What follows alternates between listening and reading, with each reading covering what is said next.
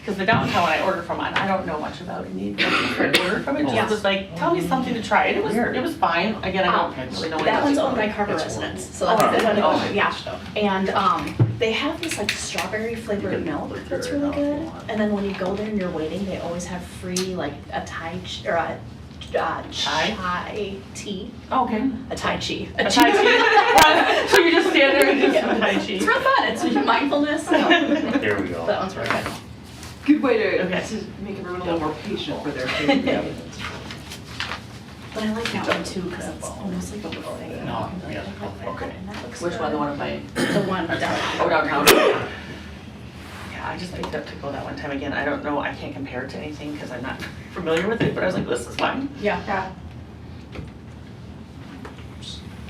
See, I need a cleaning. Yeah. We were talking some great stuff for me. Yeah, it's gonna be here before. That's what I said, 5 months. Yeah. Well, 5 months and a week. Yeah. You don't have to tell them. Yeah.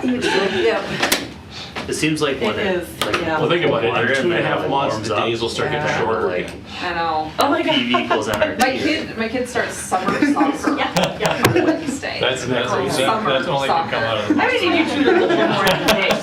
Right today. You're looking at how far you are at. Hey, I'm looking forward to Wednesday. And actually, equals my NRT. planning Funny. was My stopped daughter, she pulled a basically bunch of pranks. until about an hour ago. I put a bunch of Stopped at chili this sauce in meeting. her straw. Because She's been we were out to New drinking York for taste Easter. chili. Oh no, oh no. Me and Sorry. my oldest just kind of have the three of us. Dave's got the other two, they're driving. Actually, three of us. From New York? From New York. New York City or? Upstate New York, Okay. Rochester. Yep. I'll have to keep in mind, I have to have a list That for was- her, that 'cause was- every year she Yes, we sits did, there but that was and months just ago now. Okay. Yeah. strategizes But yeah, so on how to cook it. I had to, She has I a was good just one. like, I had to She get through flips this up my morning, and keyboard then I can where start she thinking would about what happened put after one this morning. nice turn The whole time, I'm keyboards. like, Oh, no. basically Every- have Brent every on speed letter dial. was a Okay, different so answer. All right, guys, I'm going to call this Different work layer. session to So I order. couldn't It figure it out is because it was 5:30, actual so we're going to get started. Dan Lonnes. That was a really good story. Okay, let's see. Brent just pointed out to me, and I told Dean this already, but he added this, and I didn't notice this until just now, but there's a little bit of an explanation for folks who are watching at home. A work session is designed to inform, review, and facilitate discussion on upcoming business items of the City of Carver. No business action is taken. No community comment is received by the City Council during a work session. All community members wishing to address the City Council on specific topics related to business of the City of Carver may do so during the meeting at 7 o'clock under community comment. So kind of what I've always said is this is our kitchen table conversation where we're discussing issues. So we discuss issues and then we also grill new staff members. So with that, Sergeant Well, Josh my radio Baker. just noticed. Big emergency, welcome. Thank you for Welcome. having me here. I'm excited to be here. I'm excited for some of our changes in the sheriff's office specific to the city of Carver and the regional contract covering Carver and Victoria. Obviously, there was some discussion that we should change the liaison role to a sergeant. That would be me, which was an additional spot. So I think both Carver and Victoria have grown big enough that probably suits this spot well to have me here. And I don't mean that like patting myself on the back. That would be any of our sergeants in this spot. So real quick about me, I've been with the sheriff's office just shy of 20 years. And I started in law enforcement going on 30 years ago. So I've been around, I've seen some things, not perfect, but I think I'm pretty well-rounded when it comes to law enforcement. Now, did I understand correctly? I got to come up with 2 truths and a lie about myself? So that's legit. Do you want us to do introductions before? Sure, I would love that. I mean, I know a lot of you already, but Sure. Courtney Johnson, Mayor. Christy Conrad, City Council. Eric Pershman, City Council. Lori Sayer, City Council. Kayla Pasco, City Council. Todd, Hubmer, Bolton, Menk, Adjourn. Aaron Schmidt, City Engineer. You know me. On a Dan- professional level. we got to talk. All right, Dan Lonnes, engineer. Yeah. All right. Well, then again, it's nice. I nice to meet everybody. I look forward to continuing to working with everybody. I can certainly offline provide my direct contact information, or Brent's got it, if anybody needs my direct email or phone number. So I work primarily Monday through Friday, 9 to 5, or some close derivative of those hours is my typical shift that I'm on. Great. All right, 2 truths and a lie, are you ready? I am ready. Okay, All so right. you say all 3 of them, and then we're gonna hold up what finger we think is the lie. We started this during COVID when we were all virtual. I like It's a it. good way to meet folks and to hear some fun facts about them. All right. I grew up in Florida. I've been married 30 plus years, and I played professional college football in the Rose Bowl.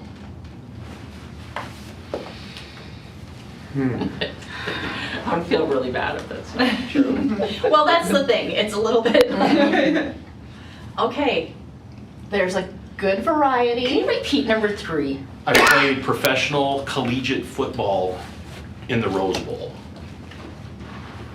Okay, which one's the lie? I don't know, you tell me. 3. Number 3. So it's whoever fingers you're holding up, Yeah. that's the one you think I'm Yeah. lying? Yeah. Okay, for So those of there's a you good with spread. 3, you won. All I did right. not play professional collegiate football. Ever? I might look like it. No, I did play football in school, but not on anything that would have ever gotten me to a championship. All right. Well, you've already let me down. Sorry. The other 2 were true. All right. Well, thank you, Josh. You are welcome to stay. We've got kind of a packed You don't wanna agenda. do that. Otherwise, you can use this You don't as an wanna do that. opportunity to bug out and All right, I will do go home that. to your. My empty house. My wife travels a lot. For Oh, okay. I was like, you just said you were married. I am. Hey, that's how it's lasted so long. She's gone. Where does she live? Okay. All right. But again, if anybody thinks of anything you think I need to be aware of, please reach out to me. All right. Thank you. Take care.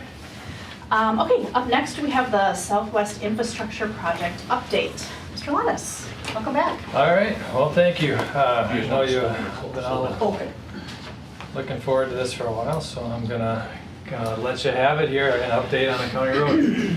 So we are going to talk a little bit about the highway surveying the southwest area here. So we're gonna touch on background, schedule of the effort, some findings from the study, and some key next steps that I know you'll be all very interested in here.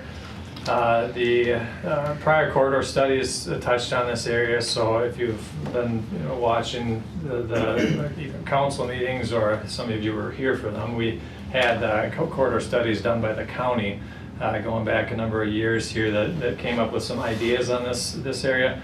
Then Summerfield came, and that's the thing with studies is you get ideas, and then the actual projects hit, and you have to define them. And that's where we had to get to this recent joint study that we just put together between the city and the county.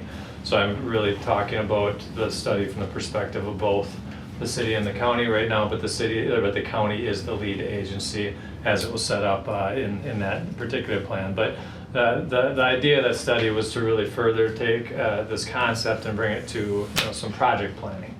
And it's certainly a large effort here, so it's fairly significant by the tune of millions of dollars how this plan would come together. And so it was pretty important to actually get to a level of detail that we could think about what would a joint powers agreement look like if this were to proceed and everyone decided it was necessary.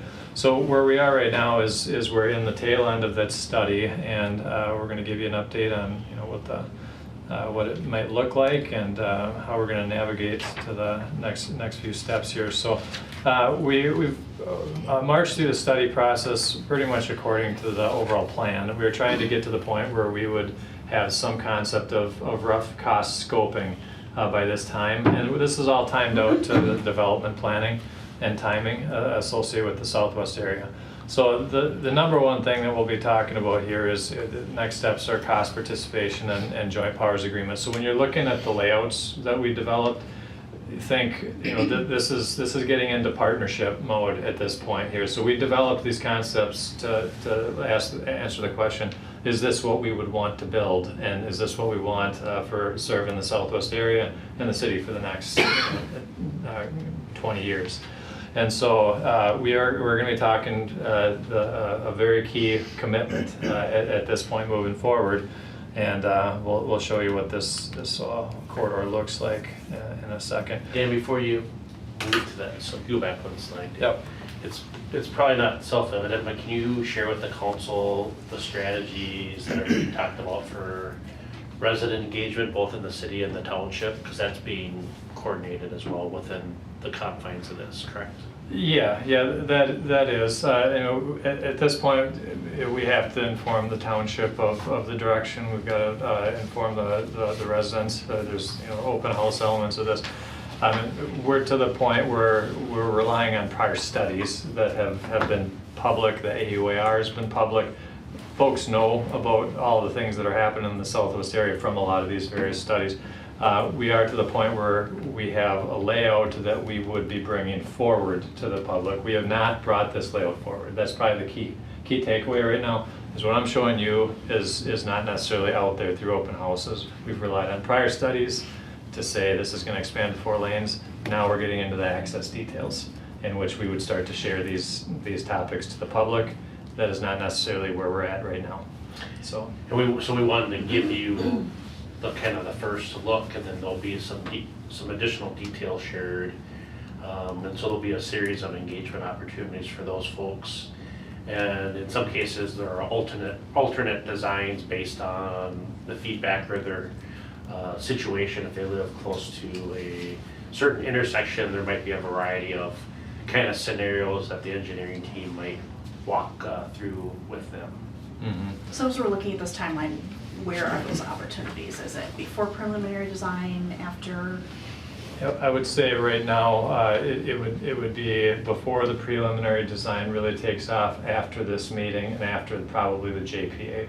The JPA with the county is pretty important because that's what defines, yes, there is a project that's going to move forward.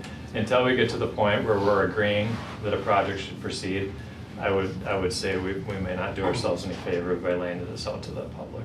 Okay, and then is there a formal open house for folks to? Yeah, there will be. Okay. We put one on the calendar, probably post joint powers agreement, because we're going to have to get to the point where we're leading this and we're explaining how it's going to proceed. So that's the order I would have right now. But again, Okay. We're here to talk about Yeah. this, so that's what we're doing. Okay, I think you just said that the public feedback portion would be before preliminary design and before the JPA. And then you said Oh, did the I flip open it? house would be after the JPA, right? Did I flip it? Yeah. But I just wanna make sure that folks are- Correction, my intent was before preliminary design, post JPA right now is where I would go, because that's immediate. That's this month. We have to work through a JPA to suggest that a project will proceed. Okay, so I would safe go to in that say order. March, like sometime this summer. Yes, Okay, that would be the Thank you. answer. Yeah, for sure. So, yeah, I got to that in a very roundabout way, but No, yes, you're fine. thank you for asking pointedly. So here's the bigger picture here. So what we're trying to do is line this up with the development. I mean, it's safe to say that we probably wouldn't be talking about County Road 11 South of 6th Street unless the Summerfield was going to be happening, and it was a very large multi-phase project. Chances are the county road would sit there for quite some time, and it would not be developed into a big expansion plan. Right now, we're really talking about what is necessary for timing. I mean, this is all about urgency, and so that's part of what we're trying to solve here, is timing pressures, and when we really do need something to happen. So from the development perspective, this is just how things would play out. Your phase 1, we're probably talking about fall of 2027 when permits are going to start happening. So that would be when the connection to the county road is in place. So we're going to talk a little bit about how significant it would be to have this roadway in place in 27, 28, or started in 27 for 28 completion. I think the county would take a, approach where 28, 29 would be fine. That's something to talk about. I would say, generally speaking, the developer would rather see some of these improvements happen closer to when the development is going to be opening up. That roundabout intersection would be a important intersection for a fully developed phase one also. So I'll walk through that, but this is the overall schedule, and I'll let you come back to questions on that if you'd like.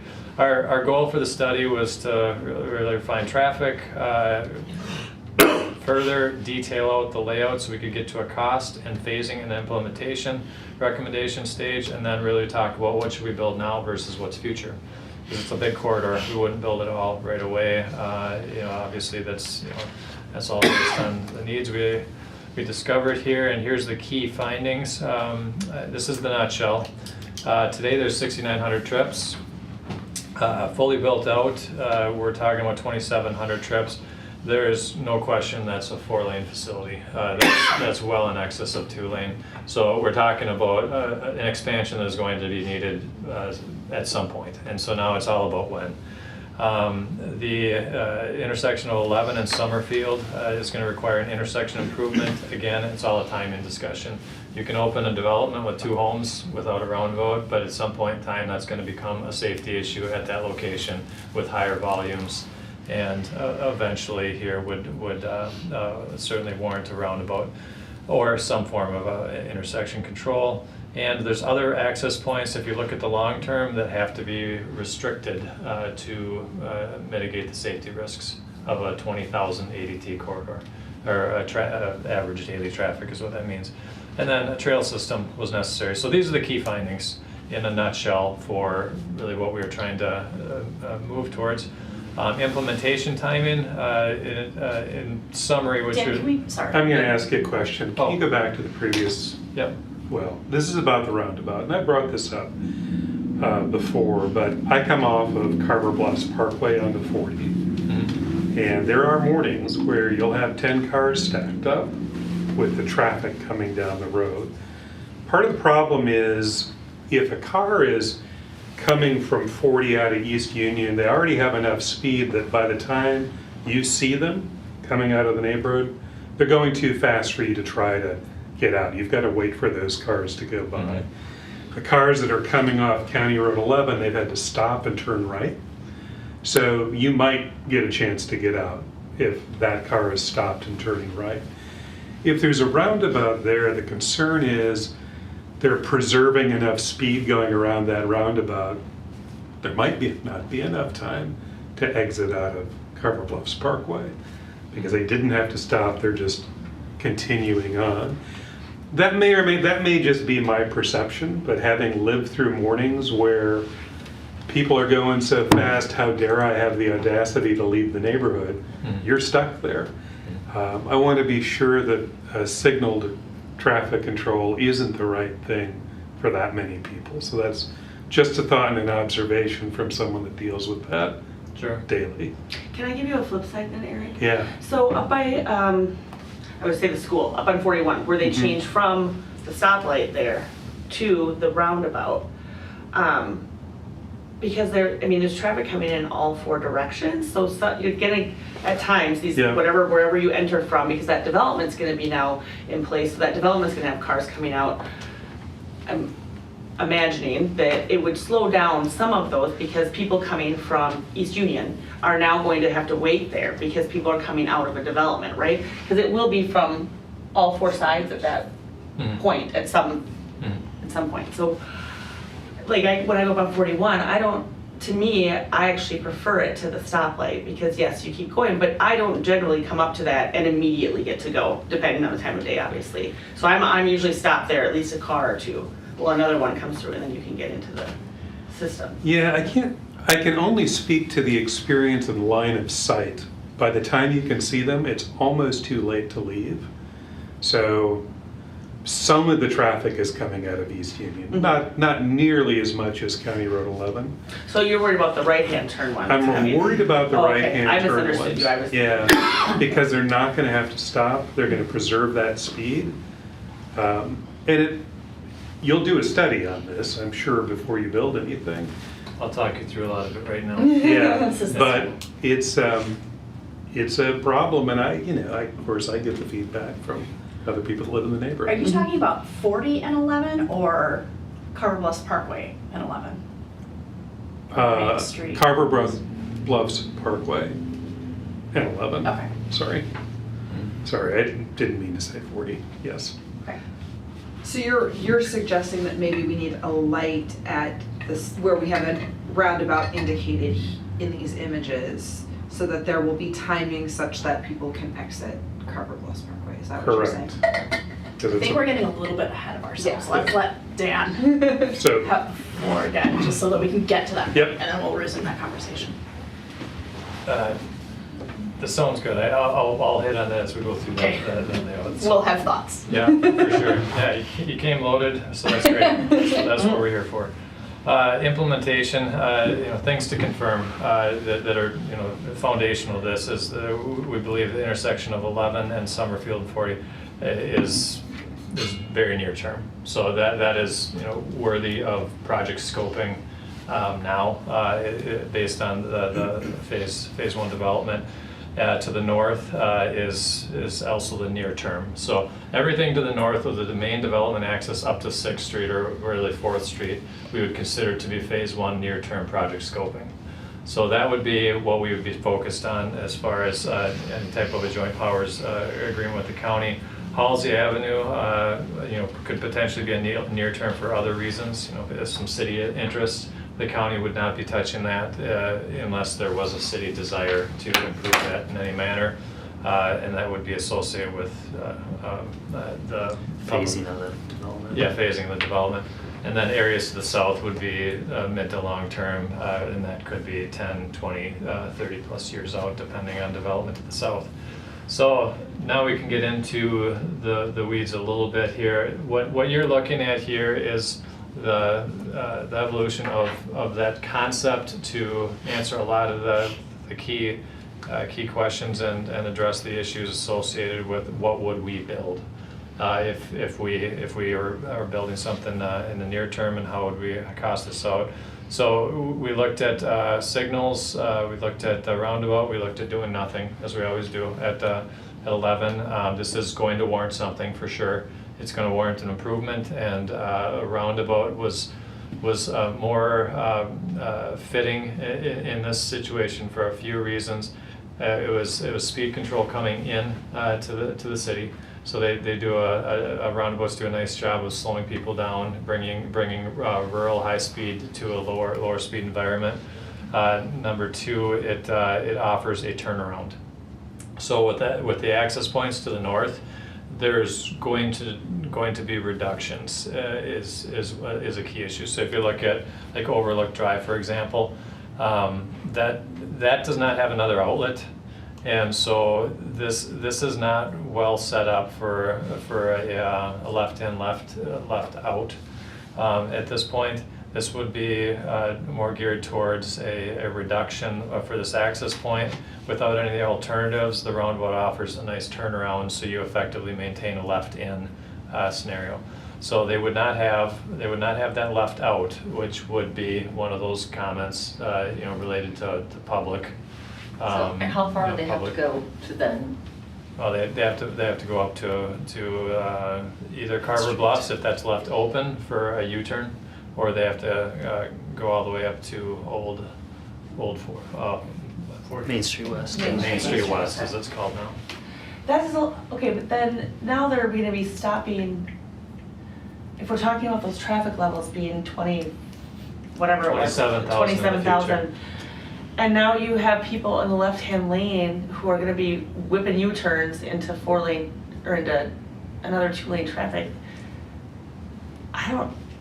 That concerns me a little bit when they take that right out. That's what you're saying, because they have to go down to the Yeah, they have to Bluffs go a ways. Parkway Yeah. to now hit a U-turn, to come right back. Yeah, we're not a big fan of this, to be honest with you. We would like Overlook to have another outlet. It's just, we can't plan on that immediately. So that would be a long-term solution for Overlook. for the time being, we would be looking at the restrictions necessary, and it would be specifically a safety reduction.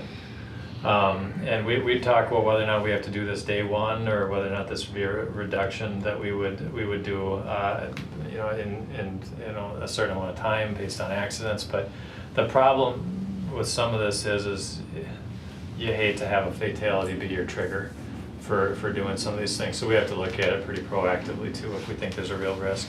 Now a roundabout, you know, might offer us some flexibility. If this was a signal, I would say this would get closed off. Almost definitely. What would get closed off? This Overlook Drive. If you're gonna maintain 55-mile-an-hour speeds in here, this is gonna be a reduced access, and they're gonna have to deal with the turnaround because of the safety issues associated with that much If there was a traffic. signal. Oh, so like if The somebody has roundabout a green slows light. traffic down, so I'm saying there's some Yeah. implementation things that we can consider as far as timing of parts of this. But, so that was the rationale behind the roundabout today. It offered a turnaround. I have a Go couple ahead. of questions on this, Dan. So if we're setting people down, we want to talk about accidents and things. If we're going to expect 27,000 people traveling, now granted, this isn't a huge part of the development here, but there's a number of houses there.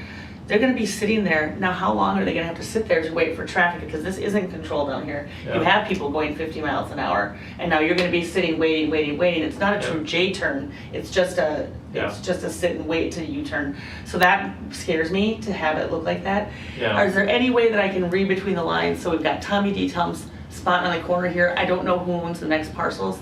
That we could someday have Overlook come out to the left here. Yeah, we want to continue pursuing another outlet for Overlook Drive. That is absolutely part of the plan. Right now, it's the ability to actually time it out in the time frame that we would need this. So I mean, it could take 5 years. They could say no, it's because it's U.S. Fish and Wildlife, and we could tap it into Carver Bluffs Parkway as another outlet. The parcel below Tommy D. Tom's Yeah, is so this is U.S. Fish and That is, Wildlife. okay. And if we could tap it in this way, that would be another one, another option for us. But those would be part of a longer term plan here, with this being tied to the ultimate condition that we're really trying to build towards. And who owns those lots if we were to bring it towards the cul-de-sac? That is a Hans Hagen outlet, I think. Yeah. But I don't know what the topography is, but It's haunting and all that. Yeah. And the big one? The big This one's is private. It's private, okay. Yeah. Oh, that one house is in there, yep, okay. Yeah, right, this is private. We looked at this connection. Only good thing that would be, to me, coming through that, to hitting that cul-de-sac would be ideal, then you're bringing people at least out to the parkway rather than sending them down to do a U-turn in the middle of a 50-mile-an-hour zone. We agree. We agree, and that's really what we're bringing up here. This is one of the more challenging areas right here. And so we like the roundabout for at least getting them a full in, a left in. The out, you know, we're not a super big fan of. The worst case scenario for them is this is not a good left, and they would have to go up to Main Street and take a roundabout at the next slide. There's another slide on here as far as what their other options would be. So this is where they would continue to go if they did not like this movement, which I am not a fan of. They would actually come all the way up here and take that U-turn here if they're gonna go left. Now the reason why we consider this to be a viable scenario is they have almost no lefts. There's very few lefts that come out of that development. It's like 95+% are going north. So the people that are going south, they would have a longer trip. It's just very few. When we're talking about 15 to 20,000 daily trips or 27.3, what's an example of that? Is that 41 through downtown Chaska? Do you guys know a comparable off the top of your head? Yeah, you're talking like around 41. So Okay. that's just a reasonable example, downtown Chaska area. Okay, thank you. Yeah. So as we come to the north, Carver Bluffs has a scenario which that would in fact get reduced to a left in only, 3/4 we call it. At this point, these are both on the table. This would all be volume and timing specific. You'd reduce it to a 3/4 if there was an accident and safety risk. When this opens, remember, traffic's not gonna be at 27,000, it's gonna be at 6,700, and then 7,000, and then 7,500. So this is one that we could phase in, but this is very likely an alternate plan here. As far as you know, what's gonna drive safety in here is 15,000 cars a day. Those lefts are gonna get very, very difficult. And so they have an alternate, is the idea here. Sight distance was another one that we really looked at closely. Councilmember Perchman's point, intersection sight distance was a big one that we wanted to review there. Yep. Part of that.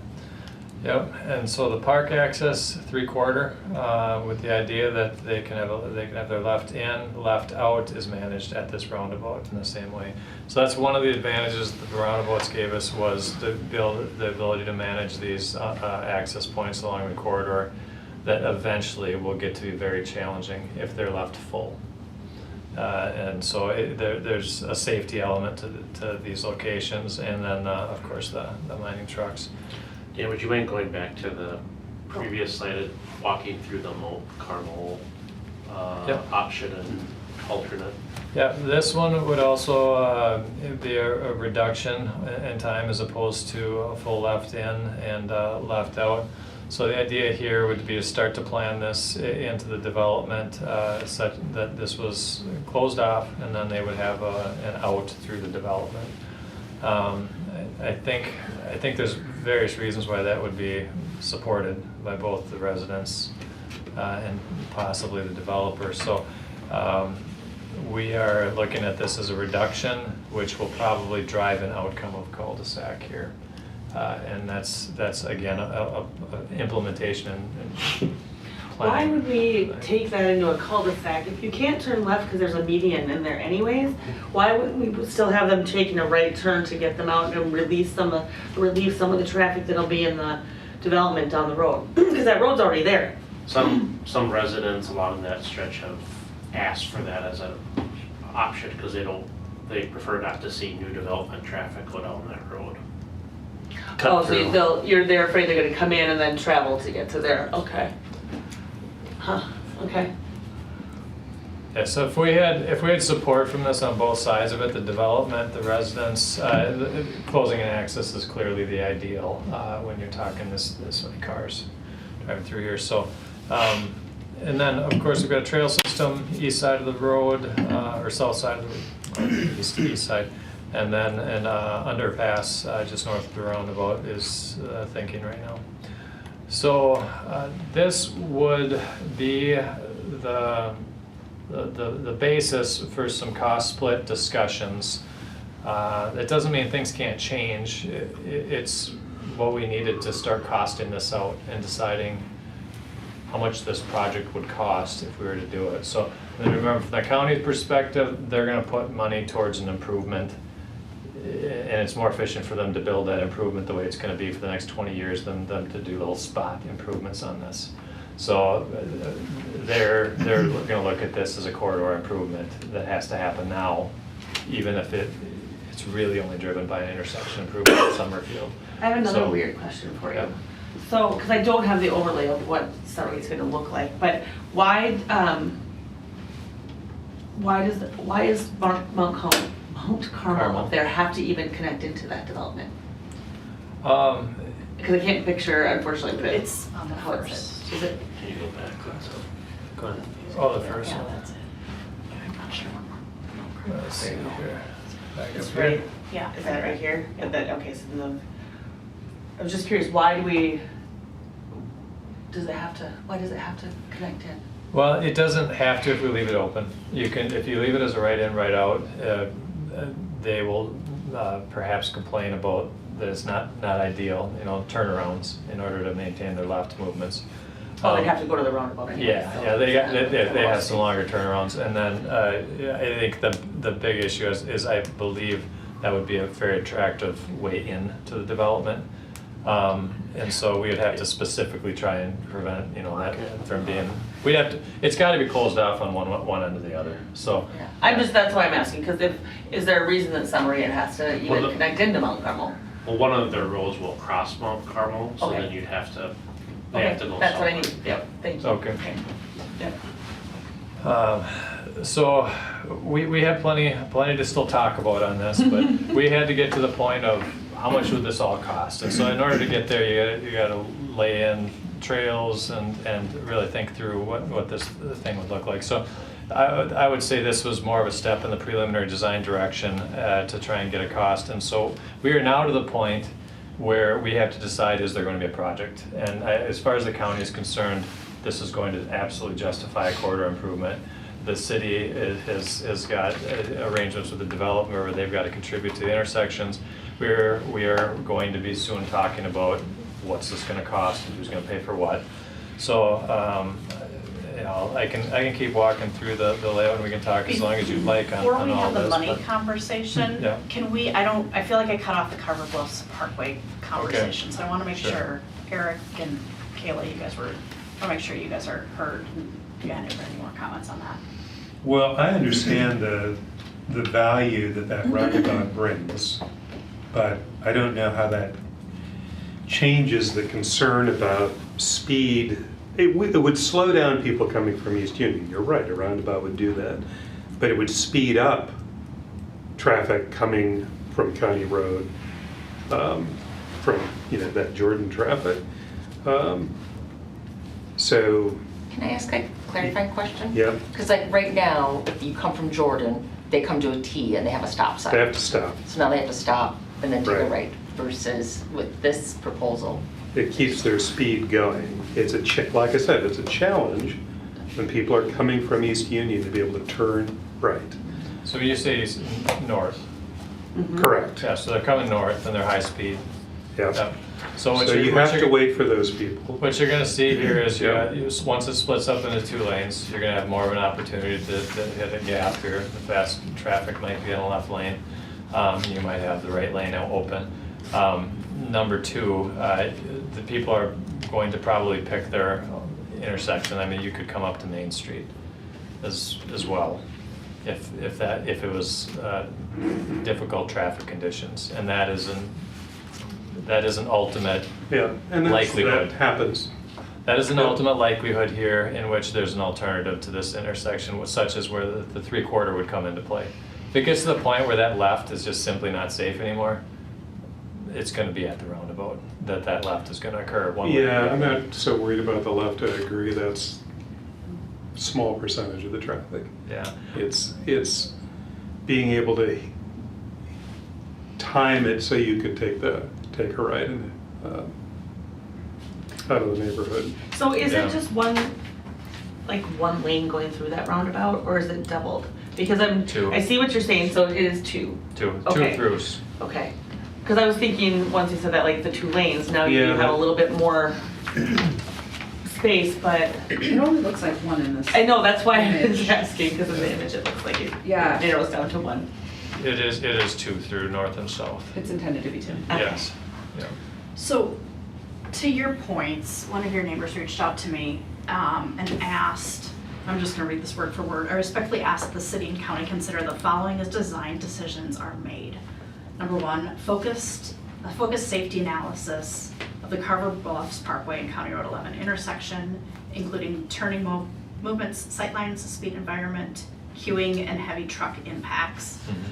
Evaluation of whether additional traffic control, geometric improvements, or access modifications are needed to make neighborhood ingress and egress safer. Number 3, consideration of current and future truck traffic associated with nearby industrial activity and regional connectivity, not just standard passenger vehicle volumes.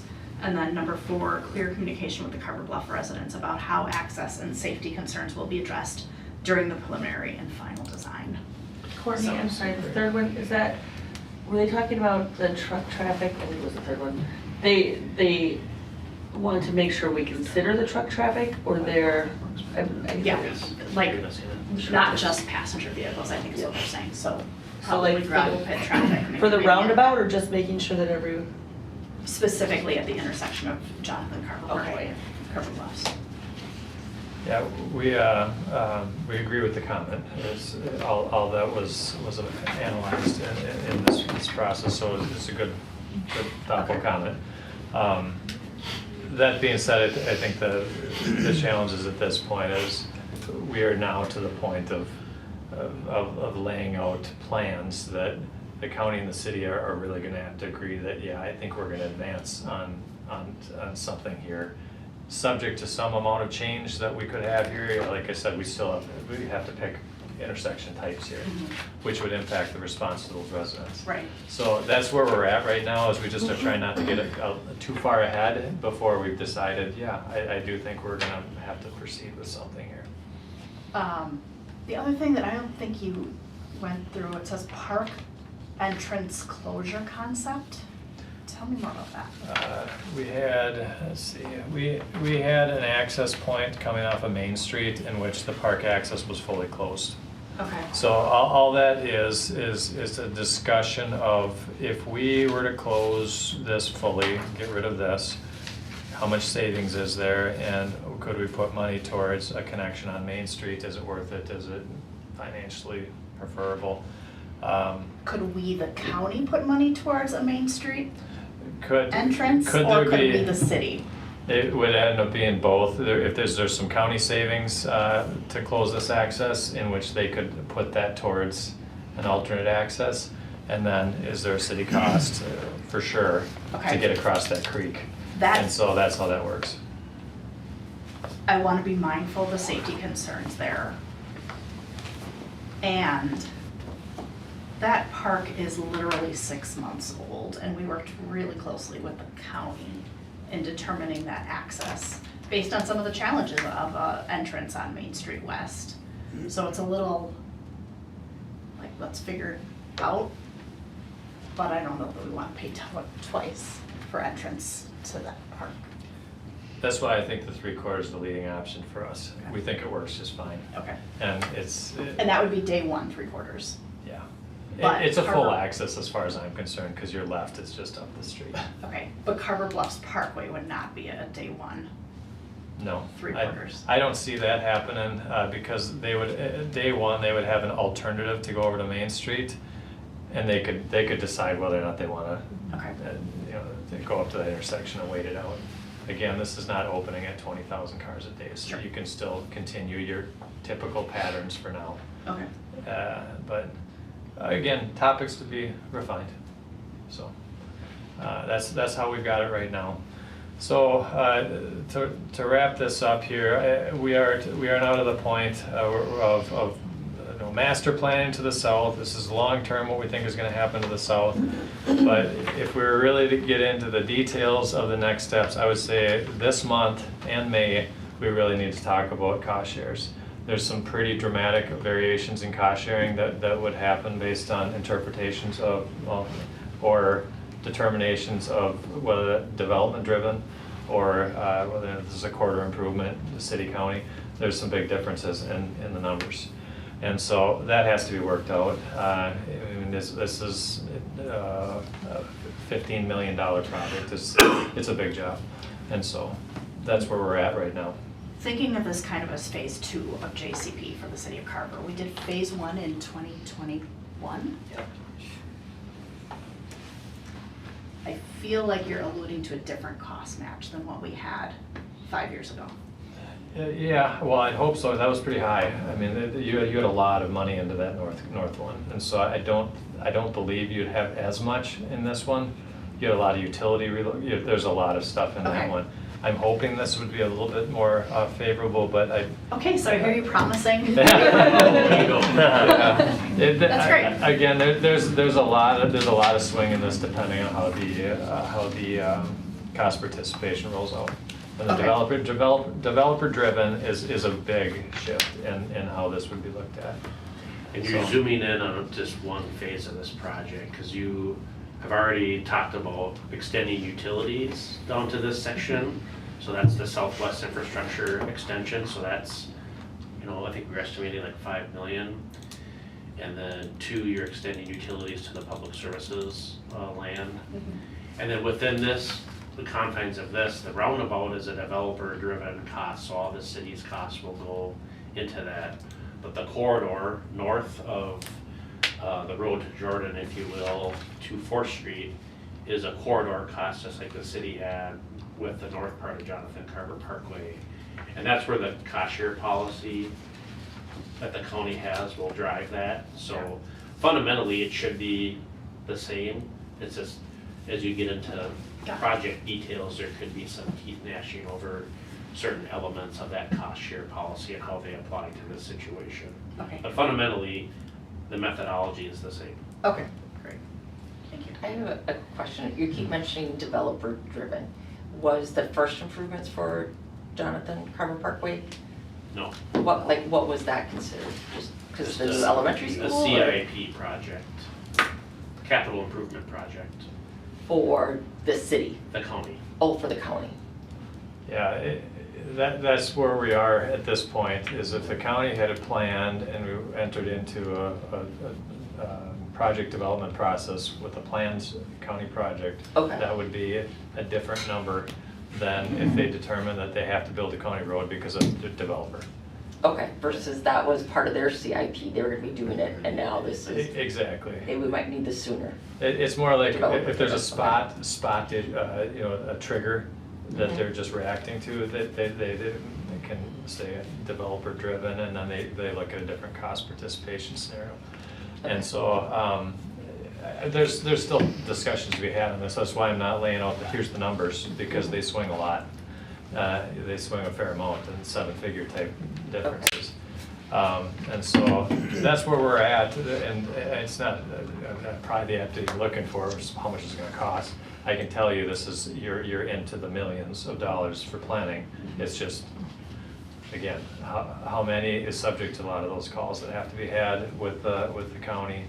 And, Brent knows that's ahead, and I'd be open to answering any questions on next steps. But I would say action items is, do we agree that there's a project to be had and a need to plan for? And are we really giving the thumbs up to sort out what this cost participation would look like? Does anybody feel that we don't have a project here? I feel we have a problem. Okay, so, yeah, I think we all feel that we have a project. Head nods? Yes. So, okay. So, I'm sorry, Halsey is included, a roundabout at Halsey is included in this phase? It could be. I would say that's definitely more locally driven. Halsey would not be a county effort at this point, unless there's. So that would be developer driven potentially, okay. Yeah, Summergate would be on the hook for their share of that, Okay. of the city. Okay. And I'm also hearing maybe for the engineering team, some more analysis and detail on the Carver Bluffs Parkway intersection. Yes, for sure. Yeah, we know that's gonna be a big topic, especially with all their neighbors. I mean, it's understood.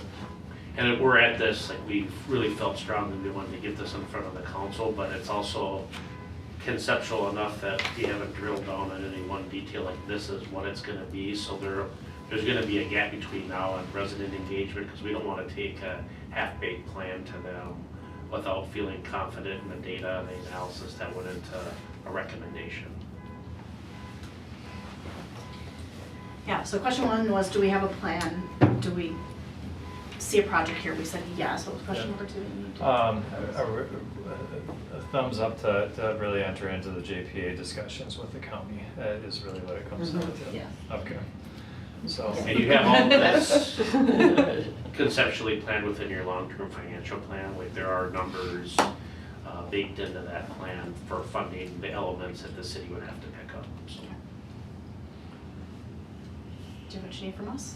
Yeah, no, that was great, and thanks. I know there's a lot to get into here.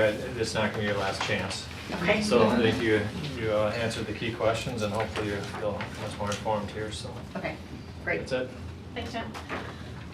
Okay, up next, certified levy project update. Mr. Schmidt. Yes, thank you very much. I'm gonna get this loaded up here.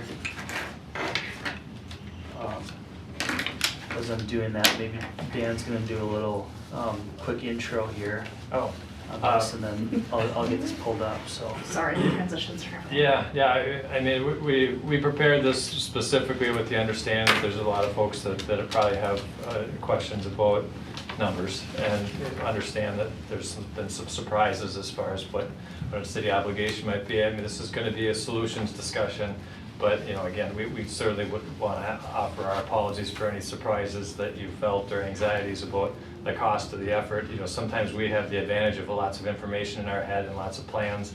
We know how things can work out over time, and so in this particular case, we know that, you know, the numbers might seem like they're far more than you would have a plan for, but we are going to offer a few alternatives and bring this back to where it ultimately should be, and where we know it is, which is there's a little fork, but there's all kinds of alternatives that are in front of us that will, you know, offer you plenty of alternatives and decisions to make that'll bring this back to where it should be. So, you know, that's all I wanted to offer is, you know, again, our goal is no surprises.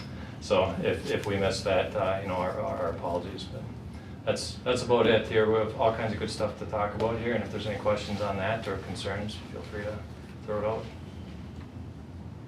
So, Okay. all right. Okay. Alrighty, so we're gonna go ahead and give you an update on where things are at here. I think, Todd, you're gonna do the bulk of the presentation here tonight, and then I'll assist here as needed, but go ahead and jump in. Sure. We'll talk a little bit about some of the background and status and where we're at today. I'll get you a funding and budget update. Some concepts for value engineering and consideration, and also how to fill some of the gaps in the project funding. And then the delivery schedule and the work plan as to where we're at today and where we're headed. So just by way of background, the levee was previously removed from the Army Corps of Engineers Voluntary Levee Program, which means that the city of Carver cannot receive assistance from the Corps should there be damage to the levee in a flood event. So in that program, I believe it's an 80-20 program. If the levee is damaged in a flood event, then the Corps would come in and pay 80% of the restoration, and the city would pay 20%. Currently, you're on the hook for 100% of any damages because you're not qualified for that program. Because of the lack of freeboard, clear zone, steep slopes, and seepage through the levee, we are also not eligible for a conditional or a letter of revision, which would allow the city to remove those areas in blue that are overlapping housing and businesses to be removed from the floodplain when we're done with the project. All those properties will be eligible to be removed from the floodplain. So where we're at 2021, before that, I think we started this, man, it had to be 2016. I think was our first conversation back to begin the levee discussion. In 2021, we received $250,000 from the DNR to start to put some pieces together on the levee, come up with some preliminary concepts in association with some help from the Lower Minnesota River Watershed District as well. We did some public engagement and concept design and cost and geotech work over 21 and 22. Received $2.5 million in federal funding in 2022 and began the federal EA process. That's a very lengthy process, especially when we're in a highly historic area. So we've been working through that and received our federal approvals on the project in 2025. In 2023, we received an additional $6 million from the DNR, from the state bonding bill. And in 2025, we looked at property easement locations, construction limits, started the process of defining that and working through all the title work. And now this spring, we've been working on easement acquisition, and we also received another $4 million from the federal funding. So we're at 60% design. Our permitting is progressing. Cost estimates were prepared. Easement offers are out, and we'll get into more details about that later today. I won't spend a lot of time here. Schedule and phasing conversations, and currently we're identifying about a $3 million gap in funding. So to give you a little bit of history, in 2023 we anticipate the project at about 12.1, updated in 2024 at 12.7, And 2026, we're at 15.75, and I would say that's based on an actual construction plan. It's the first time we've had plans and quantities. And we did learn a few things that changed from our previous estimates to the final estimate on the types of design that we have as well from the 3rd Street Bridge. So there's a number of things that have happened to escalate that cost. Looking at our funding summary, so there's our summary of funding. DNR 150,000, 100,000 from Lower Min, federal grant of 2.5, DNR flood mitigation grant of 6, and another 4 from the feds, for a total of 12.75, and our project cost estimate at this point is 15.750, and a potential funding gap of about $3 million. So a couple ways to look at how we can address that $3 million. One, the DNR flood hazard mitigation program can continue to be applied to, and we can recover that.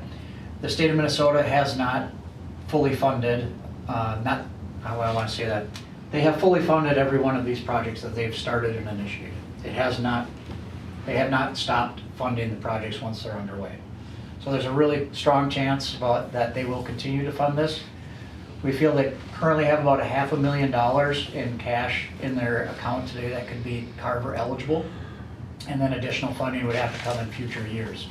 Now, with our current political situation, we don't have any assurances that bonding bills and those types are going to be moving forward. So the exact timing on when that money might come through is uncertain. Todd, when you say $500,000 from flood mitigation, Yep. does that mean that's what the pot is for all the projects, or That's what they could carve out for Carver right now. Okay. Yeah, they have, I think, $9 million sitting in there Okay. that they're working with from the past process, and so they said 500,000 still hanging around that's unallocated, that could be allocated to Carver. Okay. We've already identified, we're working on value engineering, so we're trying to walk back through now and see where we can save some costs, and we've already identified $300,000 in value engineering. Some of that's coming from some sheet pile we had south of Main Street. There might be another $100,000 that we've identified at the Goshdock property in purchasing those garages instead of putting temporary sheeting to protect them, those little storage sheds that he has. After we did a value cost for that, there's about $100,000 there that we can save. We'd just rather pay for those sheds, and we can still save $100,000. So that's one of the deals we're working on right now. Scope reductions up to $1 million. City bonding is another option, and then we can we have a request in for 3.35 for bonding. This session is currently unlikely, but that request is still in front of the legislature for their consideration. And then some other notes there, additional state funding will result in increased local match. So the state is redoing some of their matching allocations. So if we requested the $3 million in additional funding from the DNR, we might have to come with a 50-50 match, or we still may be able to use some of that additional federal funding for that too. There's also the 3% of your total, of your average value income of properties in Carver that would max out. So right now our previous calculation was at 3.5 million, and we've maxed that out on our match. So they would calculate a new number under that scenario and get back to us on what that would be and see where we land. I'm still working on trying to get those numbers. Matt hasn't called me back from the DNR. I was hoping to have those for you this evening, but we'll get those out to you as soon as we get them. Looking at this is where some of that value engineering is coming in. The Spring Creek flood wall finishings, we'll talk about that. Retaining wall reductions, some temporary shoring reductions. Source, so one of the things that we have is we're bringing in a large quantity of fill to build the new levee. And we think we can get that cost down if we can identify a source of that clay borrow that they can grab that material from. And then also working on the flexibility of the contract and how the contractor does it. There's a number of ways to do this. One is you typically see with street projects a defined completion date, and then you work around if you have like a series of bad weather delays. There's could be some contract extras and those types of things. Here we do have a very risky project, and that risk is introduced by the Minnesota River. We don't know how long it's gonna flood, we don't know how frequently it's gonna flood during construction. So we wanna be able to give the contractor ample opportunity to extend those construction dates without penalties. So we'll have a long enough construction timeline that we believe they can construct them. We've met with 2 contractors already on how we can reduce construction risk. The biggest risk is the construction of the Spring Creek segment, because if the river comes up while they're in there building that, we've taken out the old levee. How do we protect the downtown during that flood scenario? And we've come up with some ways to build a temporary levee at the other side of the pedestrian bridge. And then we would pump the water from Spring Creek over the top. That way if the Minnesota River came up and down, we can still be working in the dry essentially on Spring Creek temporarily while that's happening. And that will help reduce some of our assumptions on cost.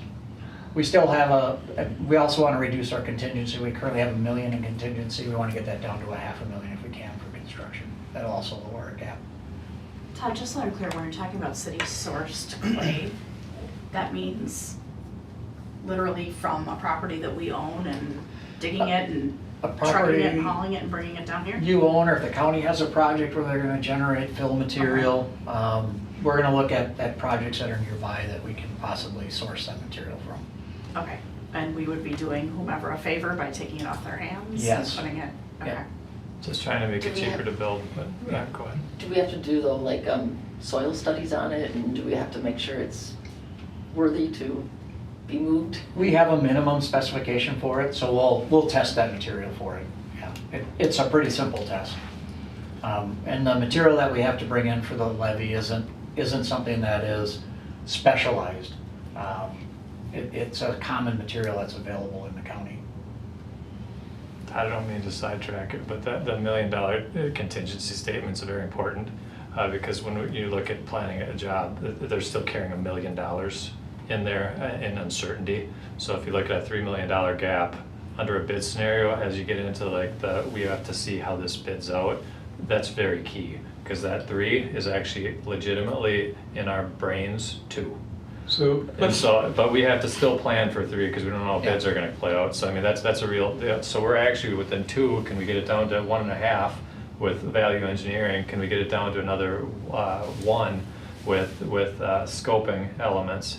We still have to report as 3, just responsibly. But that's sort of a key topic here as you go through this. Before we get into stripping out finishings that the city had planned on, I'd like a little bit of discussion of the $3 million delta and how we got there. Is that all right if we talk about that? So, there was a 5% increase in cost from 23 to 24.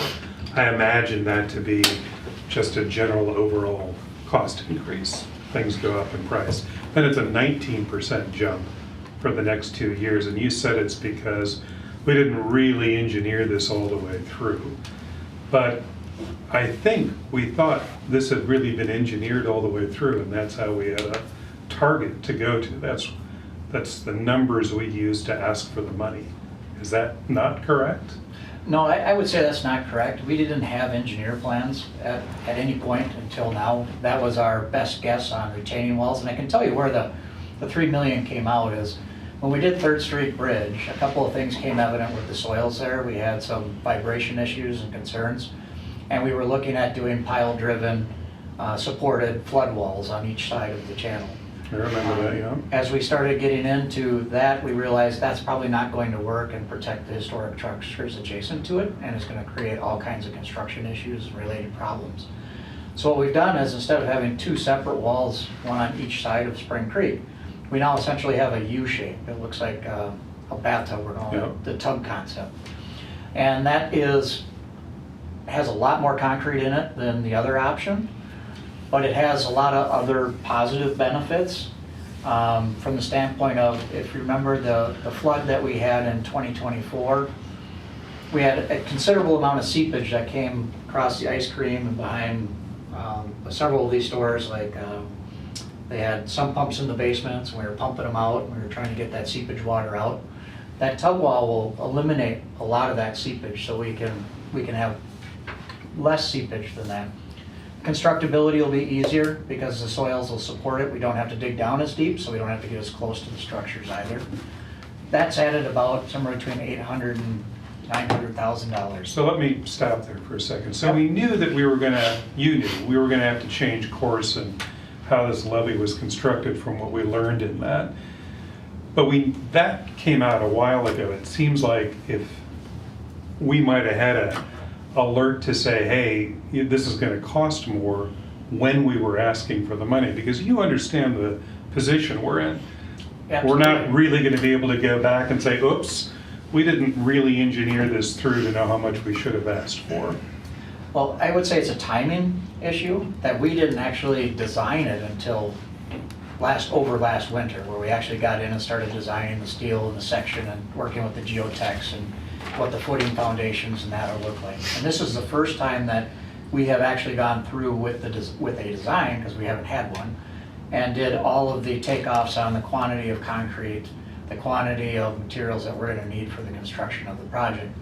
A couple other things that have happened is we've had sheet pile added to protect the Masons stables over there, Masonic Lodge stables. And then also in several of the rear yard areas, we brought back in, as we started working on easement negotiations and talking with individuals, that the easements were creeping in pretty close to their properties and making it difficult to maintain. So we added some retaining walls to have some flat areas that we can, one, maintain, and two, the easements wouldn't go directly up to their house permanently. So those types of design features were finally just brought into the whole system and costed out. This is the first time we've had an itemized cost for the entire project.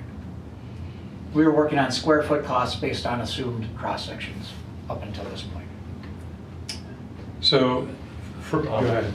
Well, in our world, to put it bluntly, sometimes we miss low on what we're thinking it's going to cost, and we find out, and we have to come back and reassess our plan. And so, that is a reality that we have to acknowledge. It's more than we were expecting because of things that came our way that we're reacting to. So we probably could have had a 30% contingency in there for unknowns, and we didn't, and we're gonna work through a plan to solve it. So I have an adjacent question. Had we known that we were going to need this more expensive engineering from the beginning, would we have had a different estimate from the beginning? Yeah, we would have. If we Okay. would have known we would have had that, we would have had a different. So then I think Eric's concern is that, well, shouldn't we have updated that plan a year and a half ago when we realized that we were going to need this more expensive engineering? And that's when we started the design for this, so we didn't know the actual cost of that redesigned engineering until now. So it's a timing issue. So we had to walk through all of the design steps to get that and get all of the quantities put into a plan set so we could estimate it. I have some feedback I'd like to share, unless Yep. I didn't want to interrupt. Like when you're saying design, like now you've gone back into the design. For me, when you say design, I think, oh, how it looks, the aesthetics. So when I approved of it initially, it's based on the slides. I don't know what's going on underground. I don't have the expertise to know the size of piping and what needs to be there for XYZ regulation. That's what we trust you guys for. And if you have to, you get, as more information comes in, you have to make adjustments. So it's disappointing that it wasn't brought to us sooner. So for future things, I want to know if the design is just above ground, what I see, or get that line item one. Not that I'm going to know what it all means, but I'm accountable to make sure we plan for that. Absolutely, and like I said, this is as quick as we could go from when we had that information and had to go back to the drawing board a bit and bring that back and get a really good estimate down of all the elements. And that was the timing perspective that perhaps didn't work out. At what point did you suspect that that there was going to be a cost overrun? It was probably January. Okay. And to be I clear, we're gonna actually be part called of, you while I was on vacation, was Yeah. our first indication that we were gonna be over. we're gonna be part of the solution here. I mean, this is more expensive than we were thinking, plain and simple. I don't know of another way to throw it out there. This is just more expensive than we would have seen coming based on a lot of these factors, and we're gonna be, looking at, here's how to solve it. Now, remember, I mean, I think some of the things that we know, we can bid this in a phased plan such that you don't have to bond for a large amount of money. We just have some gap left that has to be done later, and over multiple years you can finish it. That's a plan. There's different ways that this can be done, but the bottom line is this is Yeah, more expensive than we would have planned. Carry through the rest of the presentation. Yeah. That walks through some of the process and how we can walk through this and get some Well, and feedback. I don't want to kind of bury the lead. We are here because of like the budget, so this is Yep. for me about, like, I think of like, I'm not thinking of this in terms of like blame, but the reality of it is that we were misaligned on what the budget meant. And the budget concerns really came to light shortly after we found out we got the 4 million. And so opportunities were missed. And so I think people need to be held accountable for that. And I think this is part of that.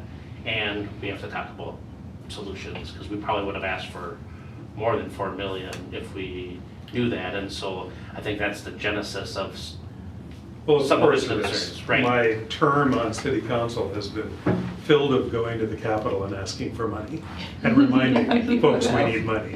And having a clear target of how much money we needed, so we could whittle that down and go back and say, this is what we need to get to the finish line. But now that finish line is 19% more than what we thought it was. So Brent's right, that's the discussion. And I know we're gonna go into a discussion here, how we pare this back and take the finishings out of it to save $1 million, and we'll get into that. But I was looking for the accountability statements, and I will be looking into how we make physical changes to this to reduce costs. But I'll be looking to you too. What concessions does your organization make to help us get there? I'm sure you'll share that with us. We'll keep going. Before we do that, I've been quiet on this, but that's only because Todd and Aaron and Dan have heard from me, and they know that I'm disappointed, and they've heard me remind them that every year before the legislative session I've said, we still good at 13, are we still good? Do we have any updates? Like, we've been through this, so I don't need to say that again. When we got the $4 million from the feds earlier this winter, I was ready to have my mission accomplished moment. You guys know how what this project means to me. And I am so excited to eventually get to the part of this project where our funding partner search is done and we move on to shovel in the ground and kind of looking forward to the construction phase of it. So I was ready to write a press release. I was ready to tell everybody who we had letters of support from that I had gathered years and years and years ago. Thank you, we're here like because of your help. And so it was more than a bummer to see the finish line be moved 19% further away. So you guys haven't necessarily heard that from me, but these guys We certainly absolutely have. So I just want to share that with the group, and because of open meeting law reasons, I can only share it with one of you at a time. So here we are. But Okay. like, I think these guys are clear on where I sit. Onward and upward, gentlemen. All right, so talking a little bit about some of the finishing conversations. So concept A is the one that we've shown previously. We have ADA pedestrian access and public service maintenance access routes behind the walls via hard surface improvements. These concepts have also been through permitting with the Historic Preservation Council and the State Historic Preservation Office, and through the HUD and the feds. Concept B that we'll show is a concept that eliminates the hard surfaces. It has a 10-foot wide gravel base behind that, covered with topsoil and grass. There's a potential cost savings of approximately $1 million.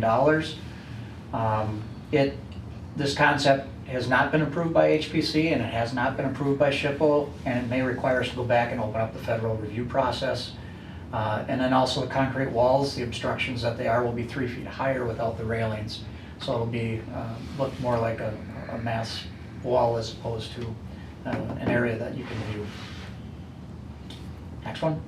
So today we have, our previous concept A is the flood wall finishings looking north on Main Street here, having the hard surfaces so that we can get heavy vehicles back there. We know people are gonna walk back there anyway like they do today when we're done. So having these viewing areas and hard surfaces so that we can get up there and do the work as well. So concept B from Main Street looking north is the concept where we have the grass areas and then the wall. And that wall ranges from 8 feet at Main Street to 6 feet at 3rd. This is the concept looking 3rd Street north with the railings.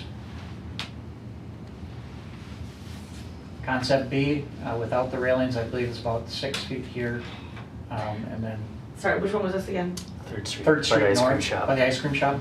Okay. Yeah. Can you flip back to the 8? Okay. Thank you. And then the other concept is 3rd Street looking south, concept A and concept B. So one of the things that, hey, flip to the next, This one? no, go back. Oh. Go forward, This one? there you go. I haven't asked this before. You guys, can you go back to the last two set? So there, can you go back to A for that one? So that one's pretty. There are gardens, there are plantings there. At a later date, if we so chose, not that, I remember you saying this during the Jonathan Carver Parkway project, that we'll never choose to do more landscaping at a later time, but we could beautify it, putting in those rock and benches and plantings if we so chose. There was nothing that, there's no slope there that we couldn't build into, right? No, I Okay. mean, you're fine there. I mean, you can do whatever you need. Okay. The one thing I would say is if you go back to this one, you can see on the left side here, and that doesn't really show up on the concept B, but you see that railing and that wall on the left side. So that's the area behind the ice cream shop and behind Jack Russell's where it's all depressed down. We'll still need to build a wall on that side and put railing on it under both options. I don't know if that showed up in concept B on this one. Okay, so I have a question when I look at this. This, without the railing on the top, I mean, I can get by that some of these things, these aesthetic things could be done later. This is terrible. I feel like it's a prison yard. And part of the reason that people enjoy downtown Carver and Carver itself is our wild and our natural areas and our views. I mean, half of us is U.S. Fish and Wildlife and parks and this, now we knew that it was going to section off, right, with this, but I look at this and I couldn't put a yes on this. I can't look at that and say, that's what we can do here. That's gonna be for the next 100 years, what everyone who comes to our town is going to look at is walls, just walled off Carver from everything. It's terrible. And so is there a way that we can have some of the things, but not all of the things, and then have it set that we can maybe have all the things later? Granted, we know that later may never come, but at least it could. So can I appreciate your passion. My goodness, I love your passion. This is what $1 million in cost savings look like. And it's gonna be stamped concrete. So as I'm looking out and seeing, like, that's brick on City Hall, but as I'm looking at it, I think the idea is to give it the look of brick with that stamped concrete. It's also the levee along Spring Creek, where right now, nobody's walking. There's nothing to see back there. Okay, so yes, just, that was, yep, I'm not, as we get don't farther take down that as way. No, I'm not, advocating, yeah. like just something to think about. Yeah, as we get farther down even But I even think, so, and I'm just gonna use myself, right? I'm out walking my dog. I come up to the 3rd Street Bridge. I still look back. You can see the water from the side. You know what I mean? You're having ice cream back there. It doesn't feel like you're just boxed off from everything. So, do we know what it would cost? Now, again, when we look at some of these, the really pretty ones, where we've got all the steps and all the things, and, you know, the steps that are coming out, can we do something where we have the railings, where the railings are included? Because if we're adding 3 feet of concrete, that's a lot different to be able to look through 3 feet, right? Even if we can't get there quite yet, if you're not, we don't have the big walkway up to it or whatever, I just think that would be so much better to look at. So it's the railings that obviously cost more, but functionally, it functions the same with or without the railing there, right? But what would it cost to have just the railings but not the rest of the pretty things? There's an alternatives process ahead, I think, at this point. Yeah, I think let's continue the conversation The way I along would look at it here. is, there's a solution in the middle. Right now, we're kind of going to the extreme of, all right, well, let's just go back to just a pure levee and nothing but a levee. Yeah. And that's the baseline. There's So some. that extreme like- still is a Well, that's a great $1.7 palette for million people to take. Yeah, I just think, although, yes, you know, the levee behind here, but you're still getting view sheds when you're walking or when you're driving that are better than looking at straight brick walls. I I know you're don't not. take me as I know. advocating for one way or the other, Yeah, I'm not. however, like, that's what $1 million looks like. Okay, there is a little. So, gentlemen, we generally end our work sessions. Let's keep going 10 here. minutes to, I don't wanna rush you, we can absolutely talk Oh. about this during the meeting itself, but, are we at a point where we wanna put a pin in it? Does anybody have 60 seconds worth of comment? Let's hold this over to the meeting and we'll put this first on the agenda for the regular meeting, if that's okay. I'll be here. I'll be here. Okay, sounds good. All right, with that, I would entertain a motion to adjourn. I'll make a motion to adjourn. I'll second. Motion by Councilmember Monk, second by Councilmember Frischman. All those in favor say aye. Aye. Opposed, same sign. Motion passes. Look at my Did we have a city council meeting since the city of the Capitol Day? No.